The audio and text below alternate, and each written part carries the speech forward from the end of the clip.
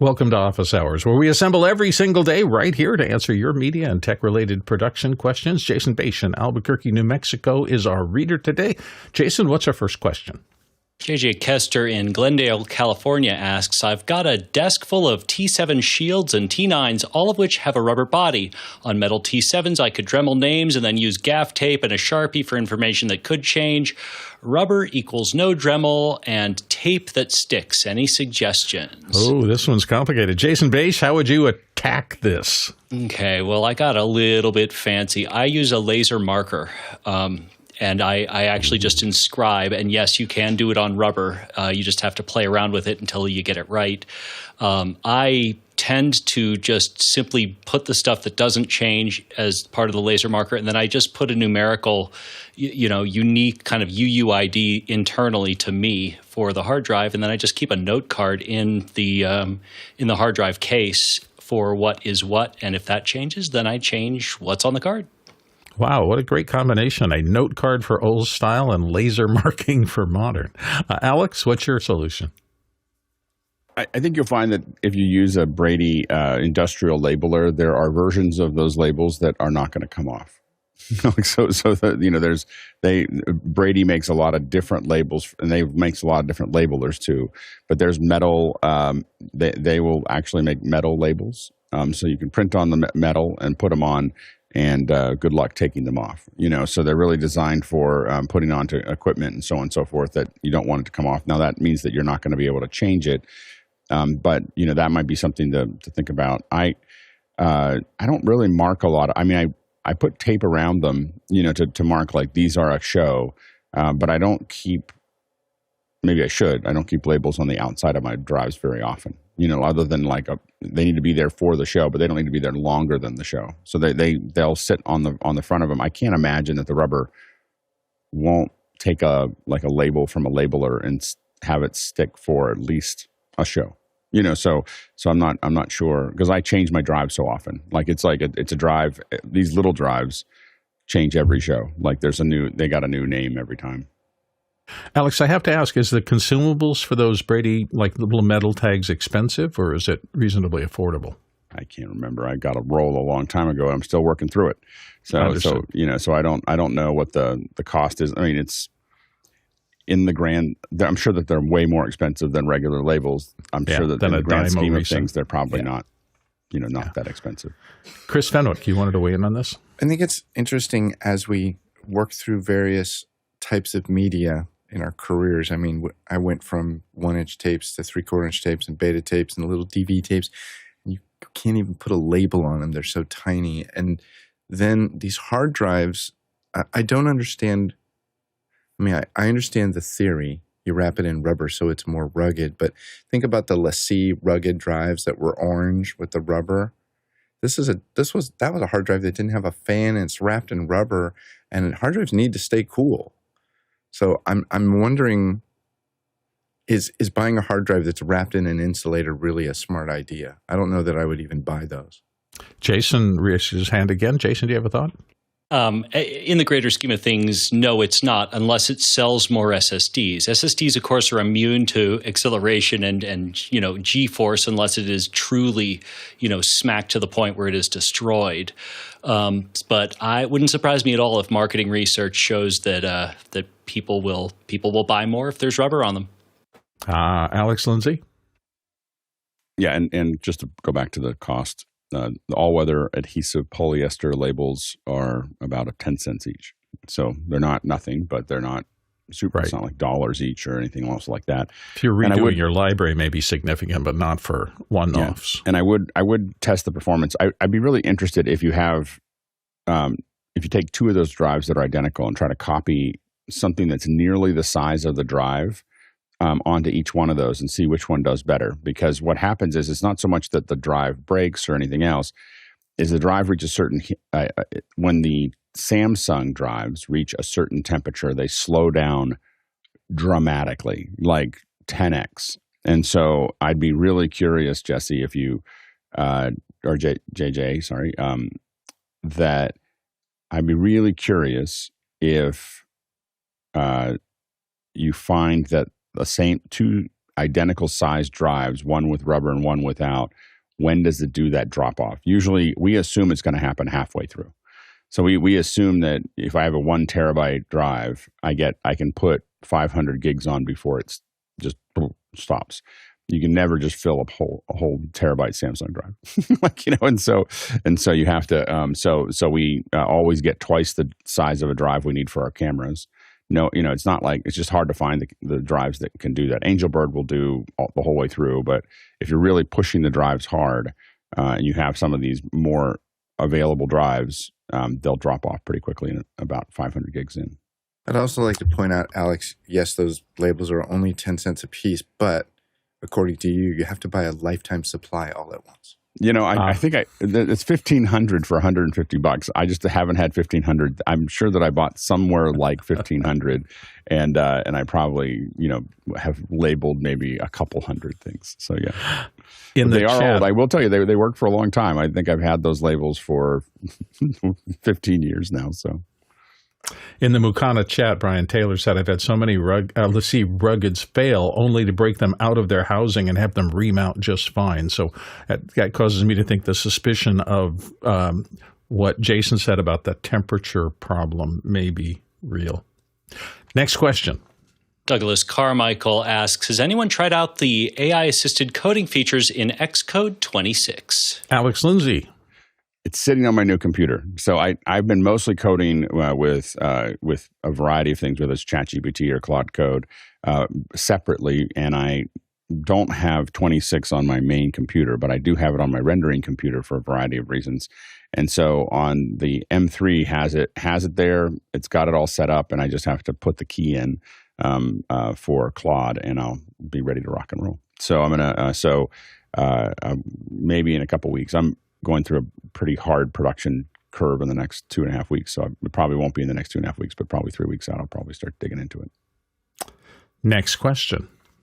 From the QR code, Justin King in Conway, Arkansas asks, any way to get the status of the backup server URL on YouTube Live? I love how YouTube seamlessly fails over to the backup if primary stream is interrupted. I just want to see if stream health for each feed is independent and see which feed is currently active. Alex Lindsay, do you know? Yeah, here's the problem, is that the answer is no, you can't see it. You can see what's coming as far as health goes. Obviously, you can know what the health is from your encoder. If you've got a higher-end encoder, the encoder will tell you that it's delivering the bits. As far as once it reaches YouTube, it can be on the primary or the backup for every different user differently. So it's not just saying like it's always on the primary or always on the backup. You can't make any assumptions about who's seen the primary and who's seen the backup.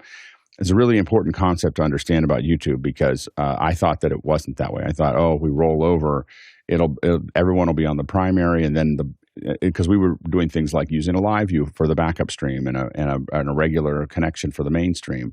But the problem is that if that backup stream is not as good as the primary stream, you don't know who's seeing what, because YouTube's making that decision at the player level. If there's any problem with the primary coming into the player, it just jumps over to the backup. It's not happening in the server. So it's really important for you to always know that those two have to be at the same level of quality, because you don't know who has what. And the seamless fallover, just to know, is that there's only one way to get seamless fallover, and that is to do an output lock between the two encoders. And so there's only that's not a trivial problem to do an output lock. But when you output lock, you can do it. I believe you can do it in the cloud. The elementals will do it if they have a reference signal.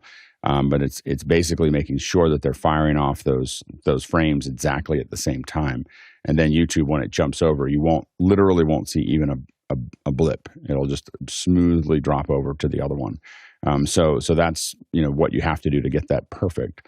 But that most people don't do that. even I don't do it for all the shows. But if you want to make it perfect, that's the way you have to look at it there. But there's no way to know what the backup is from YouTube's side. There is a way to know from your side.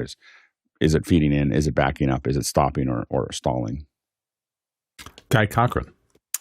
Yeah, I didn't think that there was a way, so I just used Janet or ChatGPT to see what would happen. And there is actually a way in the if you use Google API Explorer for YouTube Live, you can actually do a get query, and you can use this code, and it can look at the health status section, and it'll it's not perfect, it says, but you can pull this endpoint every 15 to 30 seconds and log which feed is active or has degraded health. So try pumping that query into ChatGPT 5 and see if you get the same thing. I'll hit share and put this in chat so you guys can see what. And have you tested that? No, I just did it right now. Just right because I was like, I want to know the answer to this too. I'm curious because over the weekend we had the same thing where I was like, oh, I wonder what B's doing, and so I have this genuine need for this question to be answered. So I will try it after the show and see what happens. Yeah. Well, so Guy's going to try it. Justin, try it too, and report back to us and let us know. I want to be clear. That's the kind of answer that ChatGPT might get. We want to be very careful about using ChatGPT answers because that's the kind of thing. A little hallucination. We probably should be careful of not posting, not saying anything until we've tested it, because that's the kind of thing that ChatGPT will get wrong. Is specifically it'll make up something they can do, because I don't think that's possible. It'll be really interesting to see if you can actually get that. So. Next question. From the QR code, David Brady in New York, New York asks, could the Belabox be a fun project for remote streaming builds? SRTLA over bonded cellular and includes belabox.net. Going right back to Guy Cochran. Guy? Yeah, I think it'd be fun to build one. Our friend Omar Gadon, he built one of these, and we used it for some of his NAB coverage. And when I asked him if he would use it in a real production, he was like, no. It's fun to play with. But so what it's doing is it's taking a Jetson Nano, Raspberry Pi, basically, the beefier version, and he's got a couple cellular modems. I think he had 2 or 3. And we got into places on the NAB trade show floor that I've had it get really sketchy, like it warbled out. And then we used the same thing at Cinegear, and when we went into the back of one of the studio stages, it was like a Faraday cage, and the thing, we had to back out because you could just see it. We got down to like 700 kilobits a second. So while it's fun to play with these, it's interesting, because for the money, it's fabulous. Over the weekend, we did a show where we were using a couple of the, we used SRT in 2 ways. One was with a hardware encoder, which was a Magewell. And the thing that you got to watch out for is just drift over time, which I didn't realize if you didn't have a proper solution on both sides. So if you have the send and you have the receive. So if you send over time, if your decoder is not strong enough, it can drift. And this happened, and it was pretty violent when we cut to it with 17,000 people watching the show, and the SRT was out of sync. So when we cut to our high visions, though, those things were dead on. So depending on what kind of shows you're doing, you might want to just rent or hire somebody that's got that gear already all set up and it's locked in and it works, and it's not going to be a failure point. Next question. Paul Walhus in Austin, Texas asks, ETH Zurich University researchers have developed a new image sensor made of lead halide perovskite, better color reproduction. No, I'm not going to get it. Fewer image artifacts and less light. Will this revolutionize low-light photography? And includes the link from Nature. That's an odd word. Perovskite. Perovskite? Yeah, I've never heard that either, so that's interesting. Let's go to Alex Lindsay. Alex? Yeah, it looks really interesting, actually. When you see this, something like this paper will yield a result sometime in the next 5 to 10 years, just to manage your expectations of how long it will take, because just because it works doesn't mean you know how to make a million of them, or a billion of them. So here's the interesting thing here is that this is what we kind of often see in this is more of a CMOS sensor style. And we do see this much better representation in green. That's also, by the way, when you shoot digital green screen, why green screen is better than blue screen on a digital camera is because there's more data. Now, this is the Foveon sensor. That is what I believe Sigma is using. I think it's Sigma is using the Foveon sensor. And the cool thing is it stacks the sensors. It stacks them on top of each other, and they get better reproduction. But here you can see a much more sensitivity proposed by this paper with their technique with different materials. And so if that actually works, you're absolutely right. It looks like from the data here, it could be 30 to 50 to maybe even 100% better in dark environments. So we know that this is the direction that all this technology is going, which is that we're going to be able to take pictures that we can't even see the light. You see part of it happening now with the phone. If you hold down if you set it to a 10-second exposure on your iPhone, you're going to see this. You're going to see all this light that you didn't even see there. These cameras are just going to keep on getting better, because the real thing that sets these cameras apart is being able to perform in lower light. So we can play around with resolution. We can play around sometimes with shorter depth of field. But right now, the race in most of these mobile cameras is low light, because people want to take pictures of their family and friends in places that aren't well lit. So just at bars, at restaurants, theater, and all whatever those things are, and getting rid of that grain makes a huge difference. Chris Fenwick raised. It's interesting, Alex. I was trying to take a picture in the backyard to show one of our kids something the other day, and I actually had to. And I have an older phone. I actually had to go into the iris mode and iris down, because it was not showing an accurate, to the eye representation of what it actually does look like. Right. And it seems like the iPhone should have a mode, and maybe all cameras, where it's like, I'm going to take an amazing photo in the pitch black, or I'm going to make this look like it does to the eye. It should have an idea for that. Well, you can turn off the timing, and you can turn off the flash. And if you do that, no flash, no timing. It's just doing the best it can. Yeah, it's a flex. It's cool, but it's not what it looked. It's not what I wanted to show. It's not what it looked like. As soon as I want to control something, I typically go to the Blackmagic camera. So as soon, because now I just have manual controls over everything. So I just dial everything in exactly the way I want. But you're right. Having something that would be automatic, but more to the eye, I think natural. Yeah, I think that would be interesting. But and there are a lot of apps like Halide that give you more control, but you have to get out of your regular camera and actually go to that app. Yep. Next question. Roscoe Jones in Madison, Indiana asks, what do we think the lifespan of a T5, T7 drive is? I do not like the T9 rubber cases. Alexander Knight is going to start us off here. Alexander? So storage manufacturers will publish specifications of their storage media, including a spec that indicates mean time between failure. But ultimately, it's really a gamble, because even reputable drive manufacturers, you can have a drive that could last you 10 years, and then you could have another one of the same model from the same manufacturer, maybe manufactured at a different date, that dies after 12 months. There's really no concrete way to determine how long your storage media is going to last you, which is why you should have backups to the backups to the backup and have spares, because you never know if you're going to do a gig and suddenly that thing goes down. So, make sure you plan accordingly. Alex Lindsay. Oh, sorry. Where are we here? I was researching the next question. So I have never had one go bad. So that's all I can say is that I've had these for a long time. I've never had one go bad. I don't beat on them either, and I don't use them every day. So they are my camera drives. Sometimes I'll use them as a transfer drive. But in my experience, I lose them more often than I break them. Jason Bache.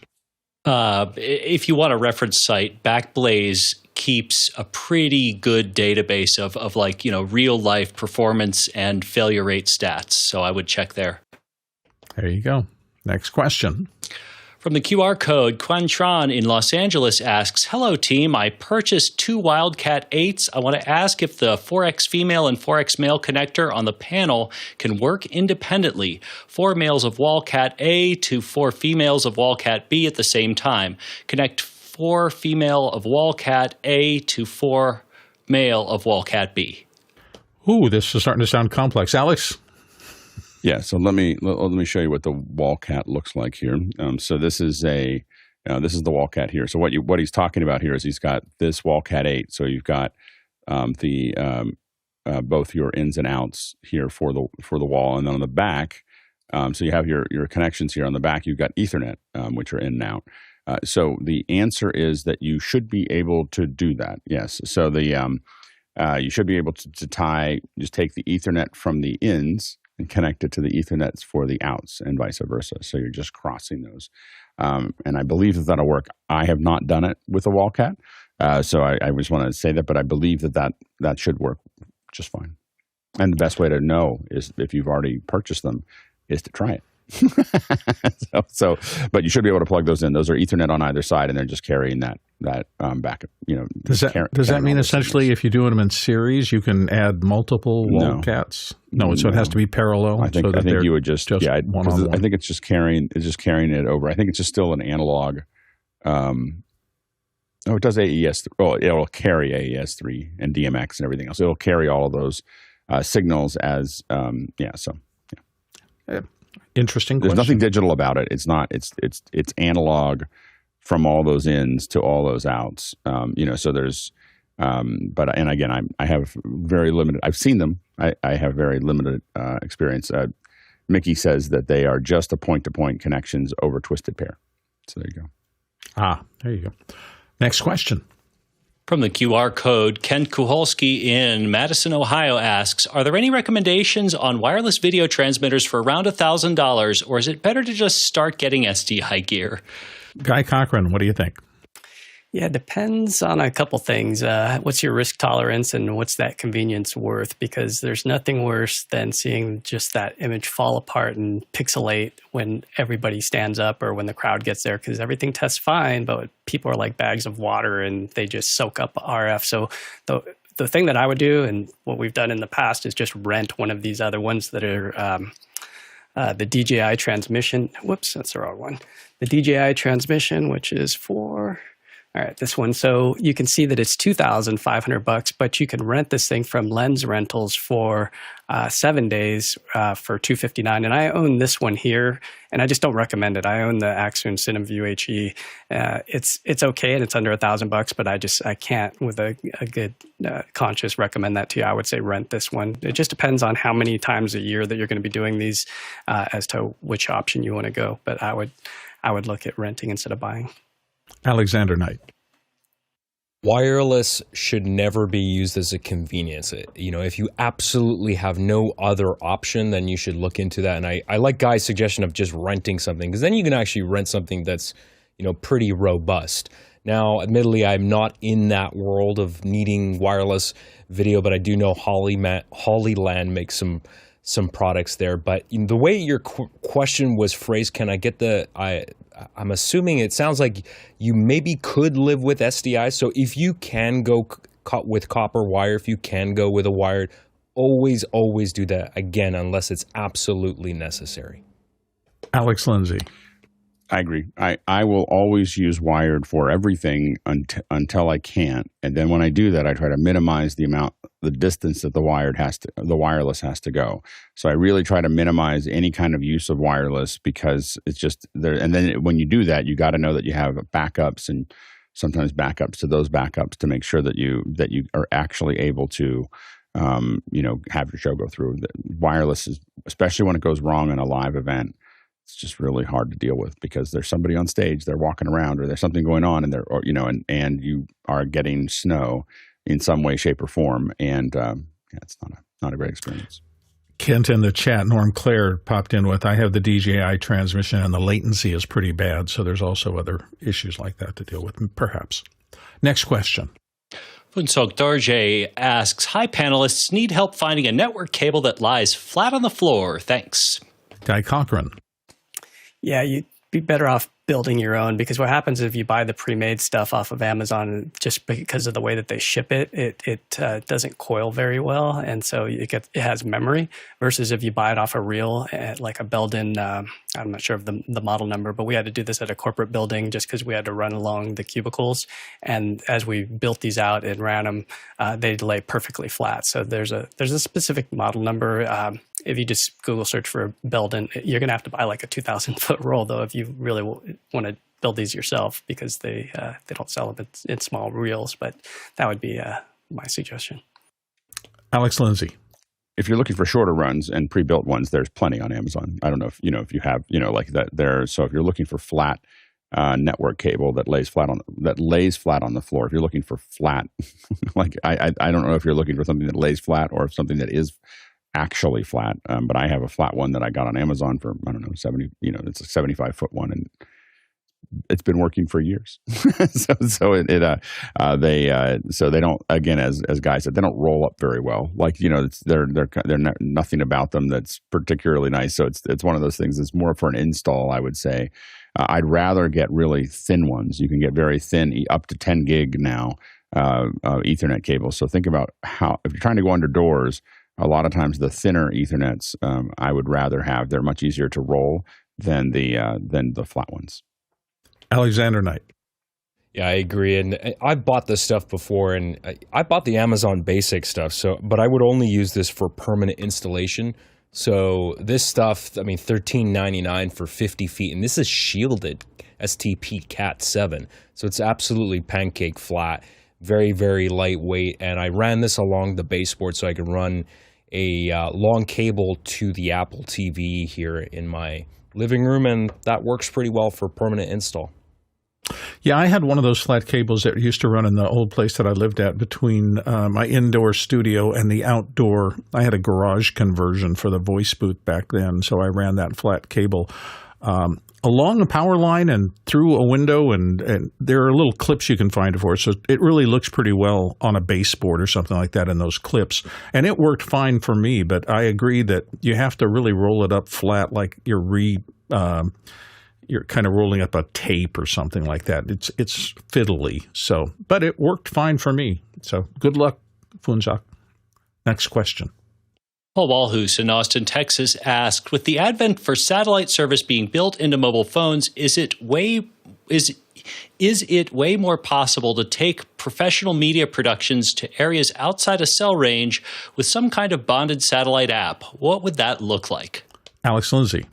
You can take I can take a professional media production almost anywhere in the world. There's a little bit of a problem with Antarctica because of the angle to the geostationary satellites, but I can do any of that, and I use what's called a sat truck. A sat truck is how this works, So when you're saying professional media production, we are not going to use cell phones for a professional media production.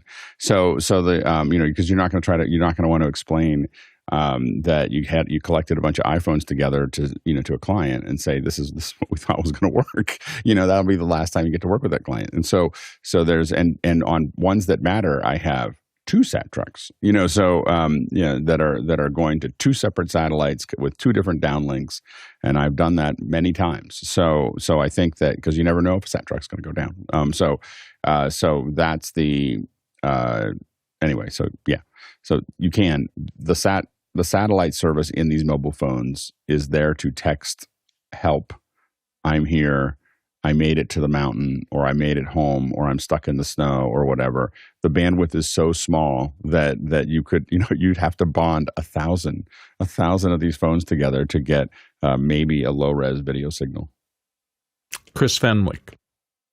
Alex, you also have to find a satellite truck with big enough tires that won't sink into all that snow in Antarctica. Yeah, they didn't have a truck down there. They had a dish, and it was the thing we did for National Geographic, and we only got it was like a 1K by 1K, like 1024 by 1024 stream. I don't quite understand that, and it was like 15 frames a second. And it was. I'm sure it's better now. This is maybe 10 years ago, but it's important to me because it meant that I've done a stream from every continent. And I used to, before that, I could say every continent except for Antarctica. And then I was like, I've done one. I haven't been there, but. But Paul, when you do your first uplink using your T-Mobile satellite phone, let us know. Send us a link. We want to watch the show. The one thing to keep your eye on that's probably more relevant to being able to do professional productions is AT&T and Verizon have production level bandwidth, 5G bandwidth. So if you're in a place where that 5G is available, you're not sharing with everybody else that's there. You're paying a lot of extra money to use these. And it's something that we're trying to get a hold of so that we can potentially cover shows with just phones, or using the phone as a transmission system for video and so on and so forth. So there are ways to do things with your cell phone, but the SAT connection service is probably not the one. But look for Verizon Professional Wireless Services and see if you can dig that up. I bet if Chris Fenwick lived where there was snow, he'd have a satellite snowmobile. Just saying. Next question. Oh, you're making me laugh right before okay. Yes. Kenzo Costanini in Cape Town, South Africa asks, since I trust office hours more than my IT guy, what is the best cloud storage option in the panel's opinion for general purpose and production? We appreciate your trust, Kenzo. Be careful. It may be misplaced. It may be misplaced. We're just letting you know, but we're gonna do the best we can. Yeah, we do our absolute best, but Alexander Knight. Not for production, but because I'm on a Mac and I'll talk to both sides about, but for personal use, I rely on iCloud storage a lot. All my important documents are in iCloud storage. All my photos are in iCloud storage. Sometimes I will share stuff with certain clients because you can create a shared link in the cloud from iCloud, so that works pretty well. For me, I would say for more general purpose, because a lot of people are cross-platform, Google Drive will probably work better for you. And then the whole family of Google suite of software like Sheets and Docs and stuff like that works pretty well. And I also use Backblaze for backing up files. They both have a consumer personal and a enterprise backup solution as well, and they're very, very affordable.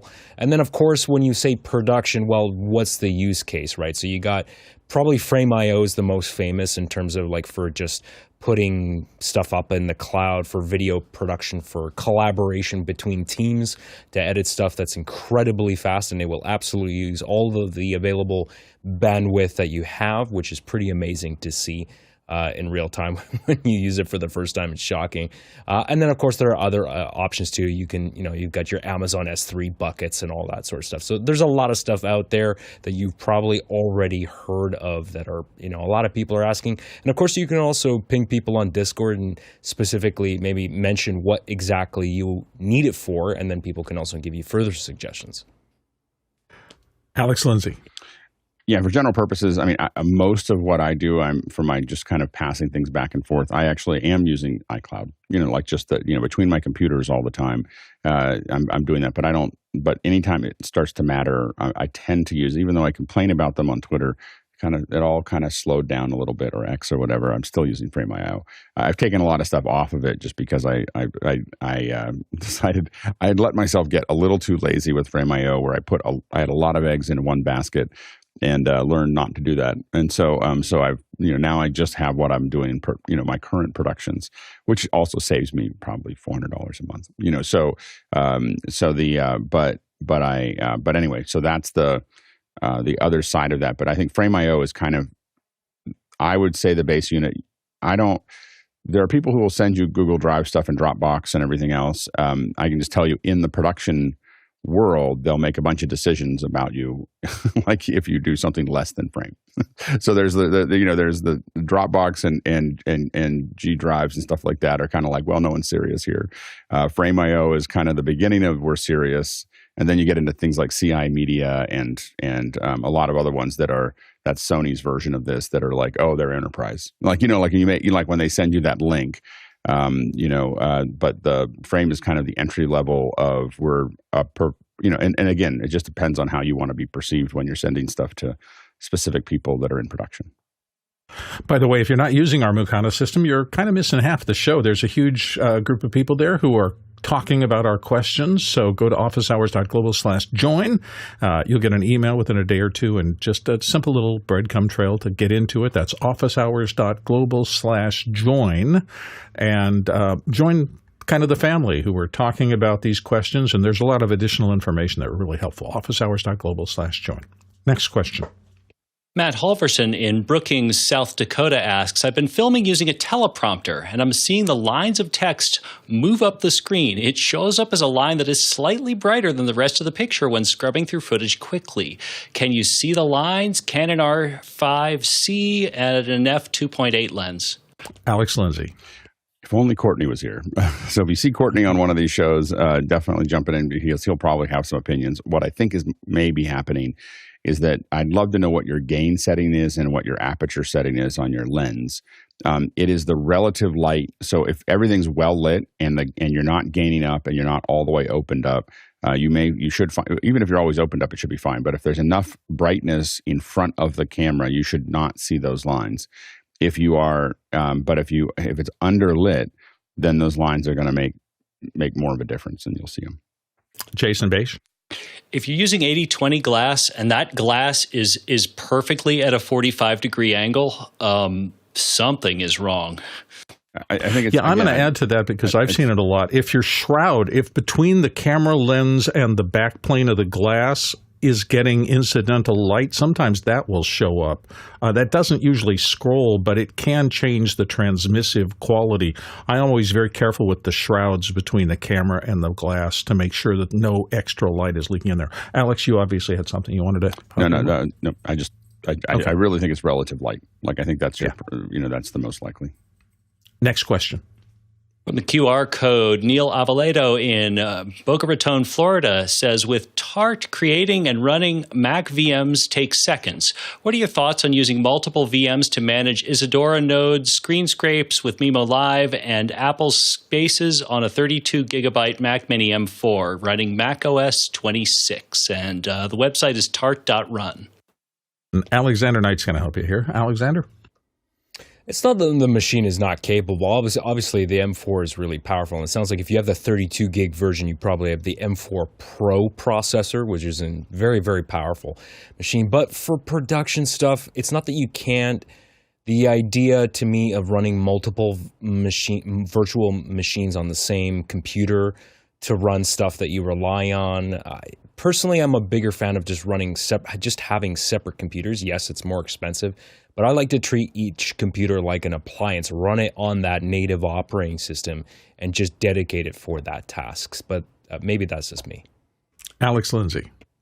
Yeah, for anything that matters, I like to treat, like Alex, I like to treat everything like an appliance. Like it does this thing, and that's what it does, and that's why I have a bunch of Mac Minis all sitting here.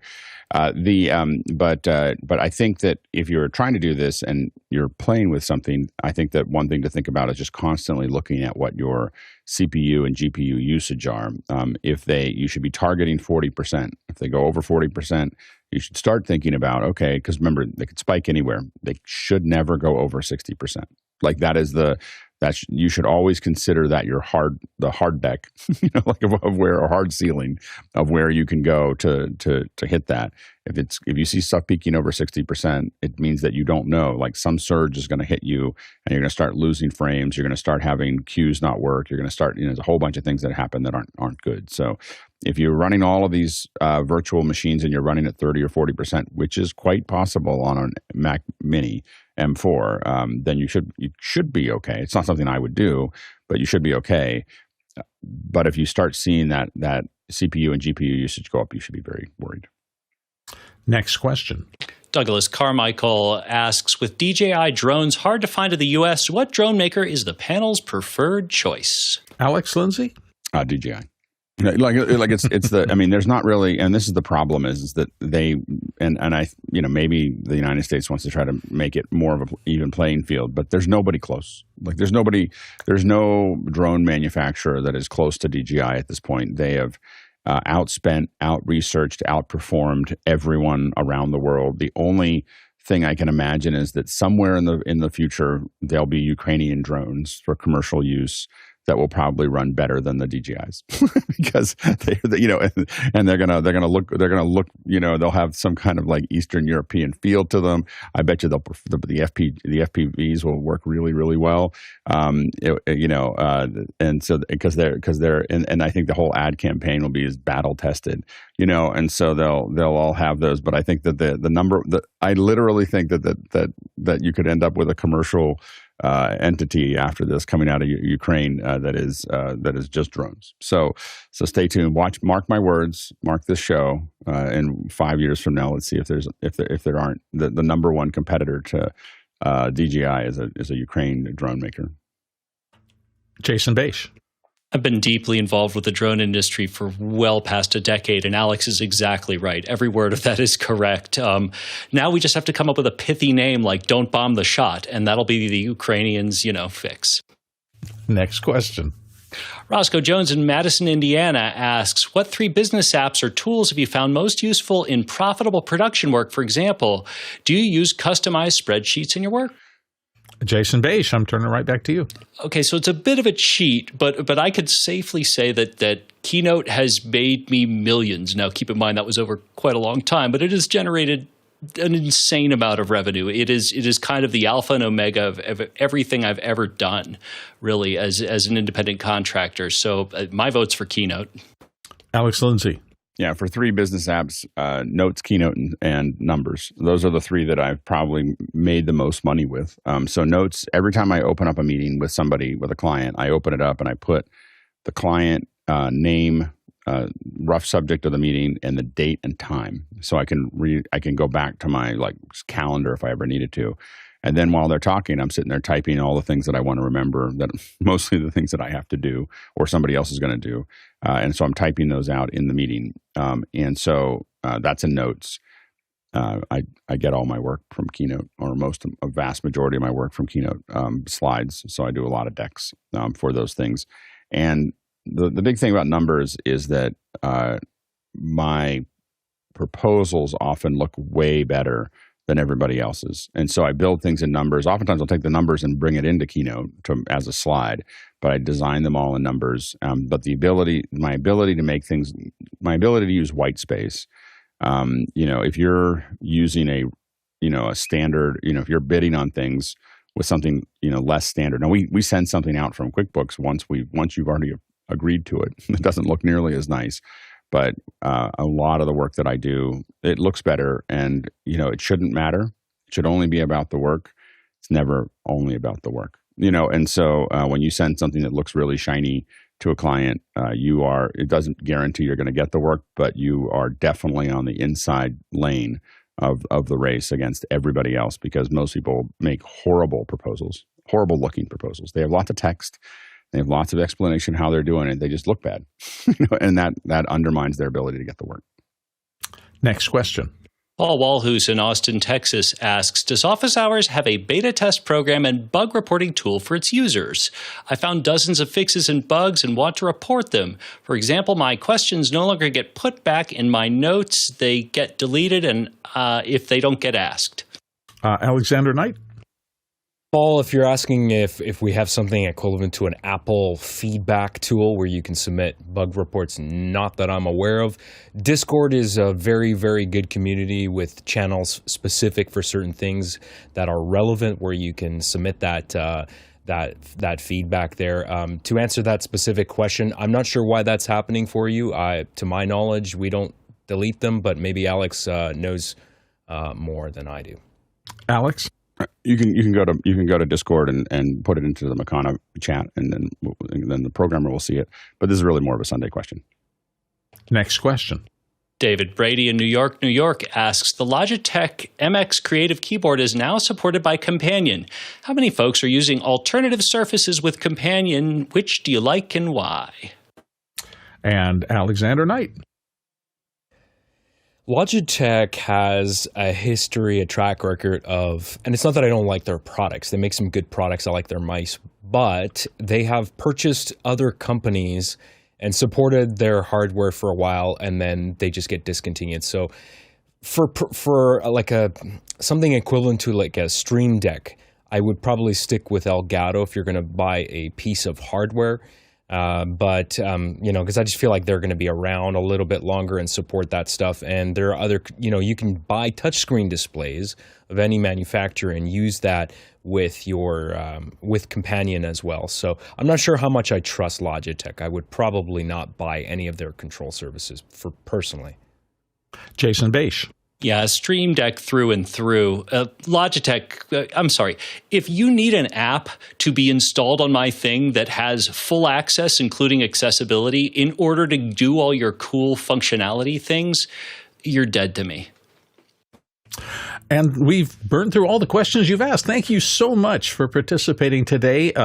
For those of you who watch the show regularly, you know that we can't do this without our three basic support groups. Number one, the viewers, everybody who's viewing and listening who put in your question. We call you producers because you really do determine the run of show. And by your votes on those questions, what we get to first and spend the most time with. To the panelists who come here and freely offer their expertise every single day, thank you so much for being here. It's unbelievable the amount of expertise we draw every single day, and we are hugely appreciative for the time that all of our panelists devote to making this show what it is. So thank you. And to our final constituency, never to be forgotten, our incredible back-end crew, the people behind the scenes who make this show operate in so many ways that you don't even know. There'll be credits at the end of this, so take a look through them. But that is just a subset of the many people who have joined together to make office hours possible every day, and we thank each and every one of you. Our Teletraversal today, if you were to go around and try to get this information from people, you would have had to travel 42,000 miles. That is 67,000 kilometers, 332 million standard bananas for scale, one of which Jason Bass is holding up right now. Thank you for watching. Don't forget, After Hours always going, and we will see you tomorrow.